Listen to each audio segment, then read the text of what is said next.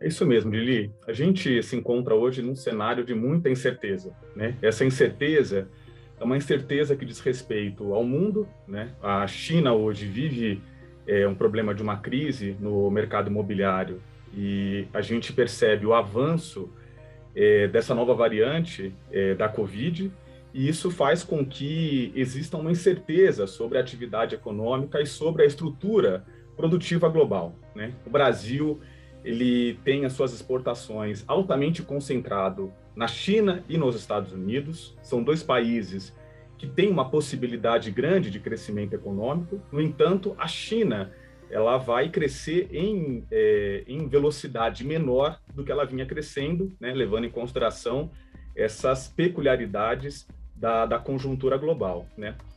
No entanto, a gente também vai ser impactado por um período eleitoral, Lili, período eleitoral em que o Brasil costuma viver um processo de polarização muito profunda. Essa polarização faz com que o país não tome as medidas adequadas, não só para o combate da pandemia, como também para a retomada da atividade econômica. Então, é muito provável, e isso é uma expectativa de todo o mercado e também de analistas econômicos de todo o país, de que o crescimento vai ser muito modesto, isso se não houver decrescimento econômico mais uma vez.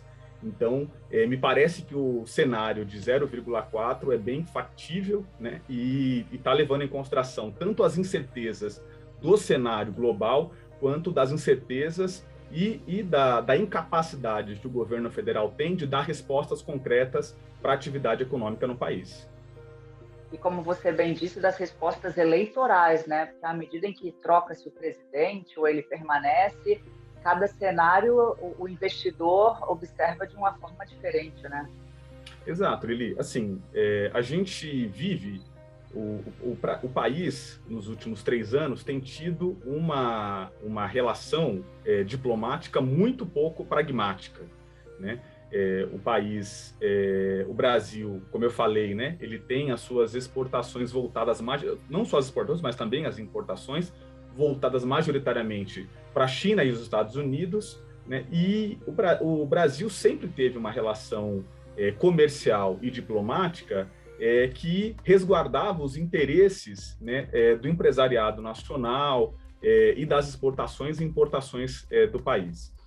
Num período de acirramento eleitoral, com um governo e com um cenário que tende à polarização, existe também uma tendência de redução ainda mais do pragmatismo ou da busca dos interesses do país, né, nessa relação, tomando medidas que vão assumindo um caráter mais eleitoral ou eleitoreiro, o que não nos ajuda economicamente, né? Então, me parece que o cenário, e aí muito bem como você observou, né? O empresário ele vai realizar novos investimentos se ele vê a possibilidade de crescimento da economia, se ele vê a possibilidade de realização de lucros, né? E com o cenário com tanta incerteza, existe uma tendência dos bancos retraírem os empréstimos e os empresários reduzirem a possibilidade de investimento até que o cenário se confirme com um pouco mais de concretude. E um outro cenário que você havia mencionado é em relação à pandemia. Quem diria, né, professor, que em 2022, praticamente todo mundo vacinado, a gente ia conviver agora com cancelamento de carnaval, até que ponto o avanço da variante Ômicron e até que ponto a vacinação, por outro lado, em massa, podem ajudar ou atrapalhar esse cenário econômico. O setor de serviços, por exemplo, que foi bastante prejudicado. A gente tem, por um lado, a vacinação em massa, todo mundo tomando terceira, quarta dose no mundo, e, por outro, o avanço de uma variante que veio atrapalhar um pouquinho esse avanço, nessa comemoração de uma população vacinada. Até que ponto isso interfere no nosso mercado interno e no mercado externo também? Essa pergunta é muito boa porque quando a gente fala de incertezas, né, uma parte das incertezas estão relacionadas a essas, né, relacionadas à expansão ou não da pandemia. Primeiro é dizer que essas incertezas elas podem ser mitigadas. E elas são mitigadas quando os estados nacionais, o que tem sido feito no mundo inteiro, tomam medidas adequadas não só de vacinação, como as medidas de restrição, de utilização de máscaras. Isso pode ser observado com alguns estudos que já foram realizados, que sugerem que as pessoas acabam tomando medidas voluntárias de isolamento quando elas se veem em risco. Então, ainda que o governo, como no Brasil aconteceu, não toma as medidas adequadas de isolamento social, existe uma tendência de, conforme as pessoas percebem a expansão da doença, elas reduzirem as suas atividades sociais, reduzirem o consumo de serviços. Então, isso afeta diretamente a economia. É concreto e está confirmado por estudos no mundo inteiro de que medidas adequadas para combate da pandemia possibilita o crescimento e a retomada da atividade econômica de forma um pouco mais precoce. E isso diz respeito também à vacina. Eu queria grudar nessa sua resposta, que é em relação à taxa de desemprego no país. Teremos números menos desastrosos, menos desesperadores para o pai de família que passou 2021 no sufoco, professor? Essa pergunta ela é muito importante, porque o consumo das famílias corresponde a 2/3 do nosso PIB.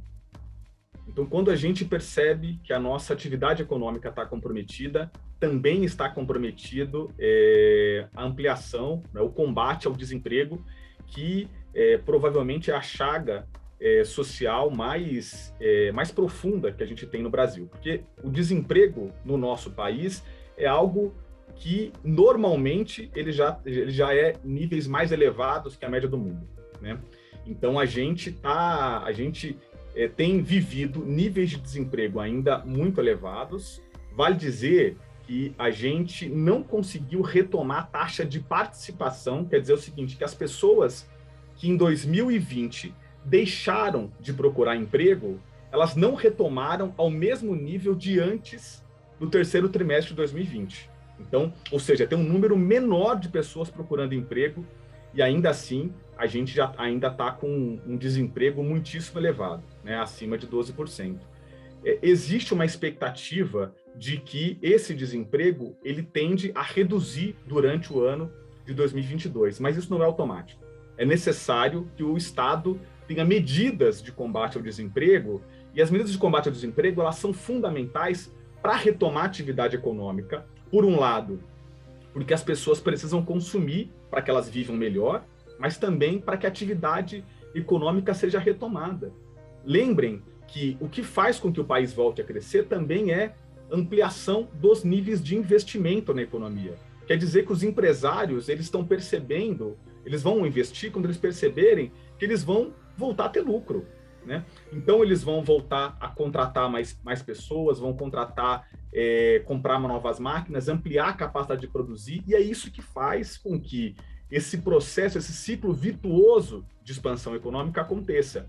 Então, o que eu quero dizer com isso é fundamental medidas adequadas por parte do Estado para a retomada da atividade econômica, para a retomada do nível de emprego, porque retomar o nível de emprego significa a gente conseguir retomar, poder ampliar o PIB e poder fazer com que as empresas voltem a contratar e voltem a realizar investimentos para a gente retomar o crescimento econômico. Então, existe uma expectativa, em síntese, existe uma expectativa de que em 2022 a gente consiga combater parte desse desemprego, né?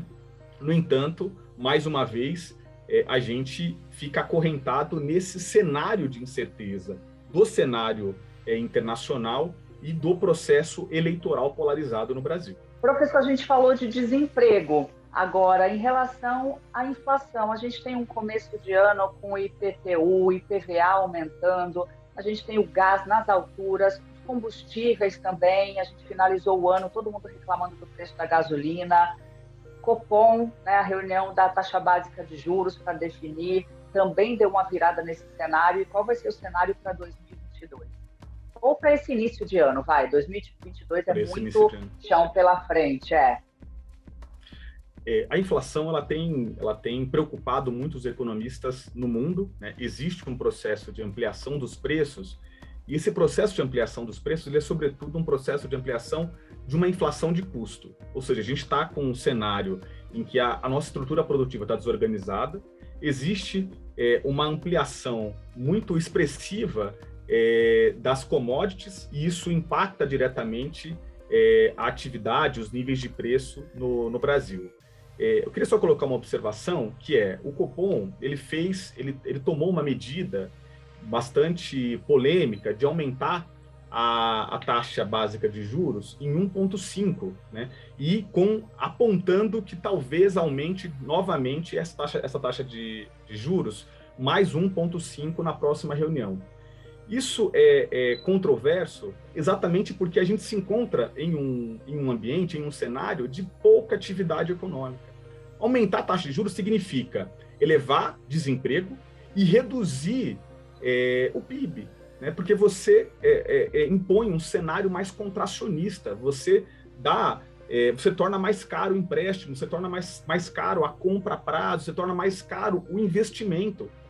Então, é uma situação muito controversa, até porque a gente não teria como combater essa inflação com elevação de juros, porque a gente já tem um desemprego muito elevado, né? E a gente tem uma redução no último período da renda da população. Então, existe uma queda da massa salarial, existe uma queda da renda da população no último período.